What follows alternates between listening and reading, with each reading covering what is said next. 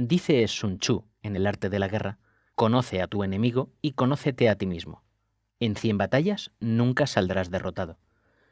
Si desconoces a tu enemigo pero te conoces a ti mismo, tus oportunidades de ganar o perder son las mismas. Si eres ignorante de tu enemigo y de ti mismo, puedes estar seguro de ser derrotado en cada batalla. Así pues, tanto para atacar con ingeniería social como para defenderse de la misma, hay que conocerse, sobre todo, a uno mismo. Clasificar a las personas en grupos en función de ciertas características de su personalidad es una simplificación muy extrema de la psicología y de la forma de ser de cada individuo. Pero cuando alguien realiza un ataque de ingeniería social, tiene que decidir qué medios son los más adecuados para interactuar con una víctima cuya personalidad le es desconocida, por lo que deberá basarse en unos pocos indicadores que le permitan clasificarla en un gran grupo. Por ejemplo, saber si una persona es extrovertida o introvertida, dominante o sumisa. No define ni de cerca la personalidad completa de un individuo, pero ayuda al ingeniero social a encaminar la forma en la que se relacionará con esa víctima para influir en ella o para manipularla. Por tanto, quede claro que las clasificaciones que pueden considerarse poco científicas son simplificaciones muy extremas de la personalidad que pueden indicar pautas de actuación, pero a las que se recurre cuando no se dispone de medios más profesionales y rigurosos. Hay que tener en cuenta que estas clasificaciones de personalidad pueden funcionar a nivel estadístico, pero no son infalibles a nivel de individuo. Si aplicamos un análisis de nuestro propio perfil según estos criterios de clasificación, sabremos cómo podrían etiquetarnos otras personas y cuáles serían los medios más eficientes de interactuar con nosotros, que nos hiciesen más vulnerables a un ataque de ingeniería social. En resumen, se trata de saber cómo nos podría clasificar nuestro enemigo para saber qué vulnerabilidades intentaría explotar. La teoría de clasificación generalista más extendida y que se ha extrapolado a campos específicos como la ingeniería social o las ventas es la desarrollada a principios del siglo XX por el padre de la psicología analítica, Carl Gustav Jung, en su libro Tipos psicológicos.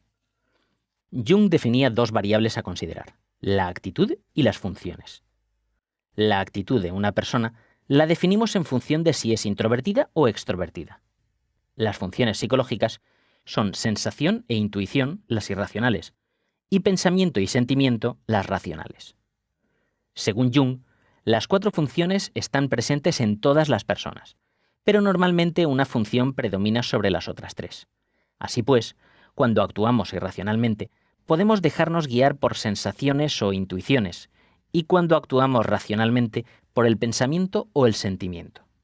Si a esto le sumamos que podemos ser introvertidos o extrovertidos, nos estaremos clasificando en un total de 8 subgrupos. Ponderando la medida en que nos regimos por dichas funciones, nuestra personalidad se encontrará en un determinado cuadrante o en otro, de forma que si la persona que interactúe con nosotros favorece nuestra forma de pensar, nos sentiremos mucho más cómodos y, por tanto, seremos más cooperativos con ese atacante. Las personas reflexivas son las que se guían principalmente por el pensamiento. Se basan en datos y necesitan procesarlos y meditarlos. Mientras que los extrovertidos tomarán información de tipo cuantitativo, los introvertidos se orientarán a las valoraciones cualitativas. Aquellas personas en las que predomina la función del sentimiento son muy abiertas y expresivas en caso de ser extrovertidos, mientras que los introvertidos se aíslan del entorno y, paradójicamente, pueden parecer insensibles a los demás. Llamamos perceptivas a las personas guiadas por las sensaciones. Buscan lo tangible, lo que pueden experimentar por sí mismos. Pero mientras que los extrovertidos son más vulnerables al ir buscando nuevas fuentes de estímulo, los introvertidos construyen su propia realidad subjetiva en función de esos estímulos que perciben. Los intuitivos extrovertidos destacan tanto por su optimismo como por su falta de constancia, mientras que los intuitivos introvertidos practican ese optimismo en forma de ensoñación sin llegar a iniciar los proyectos. Básicamente, podemos decir que si somos extrovertidos, es más fácil que difundamos nuestros pensamientos y conocimientos si se estimula la función adecuada, mientras que si somos introvertidos, somos más crípticos, pero también podemos sentirnos más incomprendidos, por lo que la empatía, guiada por nuestro tipo de función predominante, puede ser efectiva para bajar nuestras defensas.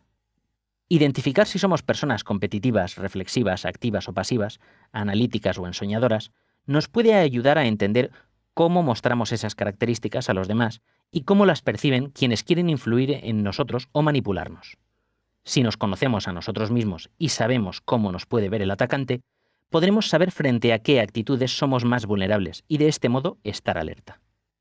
Además, hay que tener en cuenta que la relación entre las distintas funciones no es constante, sino que cambia según el hábitat en el que nos encontramos. Los cambios no son radicales, pero sí perceptibles. Por ejemplo, una persona puede ser predominantemente reflexiva y metódica en el trabajo, puramente orientada a objetivos, mientras que en familia puede ser más ensoñadora o viceversa. No debemos olvidar que los tipos psicológicos de Jung son una simplificación muy extrema y poco científica de los individuos en una sociedad o grupo, pero nos valen como guía básica.